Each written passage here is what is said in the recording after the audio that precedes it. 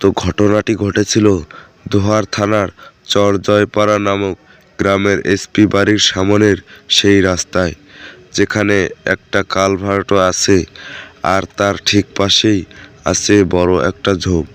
যে জায়গার আরও একটি ঘটনা আমি এর পরের পার্টে সবার সাথে শেয়ার করব।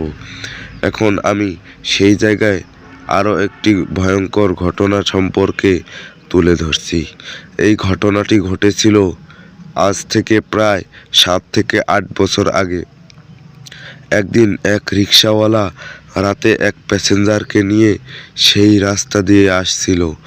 রাত তখন প্রায় আনুমানিক 11টা কি 11:30টার মতন হবে। আমরা জানি যে গ্রামের 9টা থেকে 10টার দিকেই প্রায় বেশিরভাগ মানুষ ঘুমিয়ে পড়ে, তাই সেই সময়টায় সেখানে একেবারেই জনমানবহীন ছিল। তারা দুজনেই সেই রাস্তা ধরে যাচ্ছে। এমন সময় তারা কিছুটা দূর থেকে হঠাৎ সাদা কিছু একটা লক্ষ্য করল।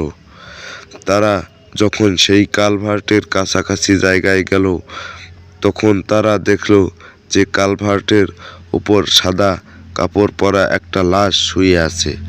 এরপর তারা দুজনেই রিকশা থেকে নেমে লাশটির কাছে যায়। তারা দুজনেই অবাক হয়ে গেল যে এত রাতে এইখানে একটা লাশকে রেখে গেল। লোকটি রিকশাওয়ালাকে বলল, হয়তো কেউ লাশটিকে এখানে ফেলে রেখে গেছে, চলো আমরা লাশটিকে নিয়ে দাফনের ব্যবস্থা করি। এইটাই ছিল তাদের সবথেকে বড় ভুল। কিন্তু রিকশাওয়ালা এতে আপত্তি জানালো। সে লোকটিকে বলল, আমাকে আমার ভাড়া দিয়ে দেন, আমি এইসব লাশ নিয়ে যেতে পারবো না। লোকটি তাকে বলল, ঠিক আছে, তোমাকে ভাড়া 100 টাকা বেশি দেব। লোক কথা শুনে রিকশাওয়ালা লাশটিকে নিতে রাজি হয়। তবে রিকশাওয়ালা লোকটিকে শর্ত দেয় যে লাশটি আপনাকেই তুলতে হবে। লোকটি বলল, ঠিক আছে, তাই হবে। তারপর লোকটি লাশের কাছে গিয়ে মুখের কাপড় তুলতেই দেখতে পায় লাশটি চোখ খোলা অবস্থায় তাকিয়ে আছে। অর্থাৎ কেউ চোখ খোলা অবস্থায় মারা গেলে যেমনটা দেখা যায় ঠিক তেমন। এতে সে একটু ভয় পেয়ে যায়।